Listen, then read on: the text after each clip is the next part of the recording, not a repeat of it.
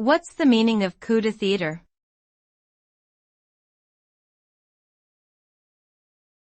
Coup de théâtre.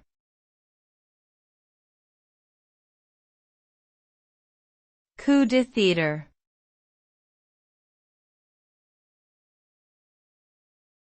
Coup de théâtre.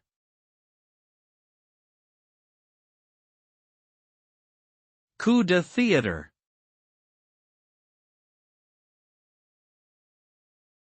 Coup de théâtre is a French term that describes a sudden and unexpected event or twist of fate that dramatically changes the course of a situation. It is often used in relation to the performing arts, particularly theater and film, to describe a surprising plot twist or revelation that leaves the audience stunned or intrigued. The term can also be applied more broadly to describe similar unexpected turns of events in real-life situations. Overall, coup de théâtre refers to a dramatic moment that has a significant impact on the narrative or outcome of a story or situation.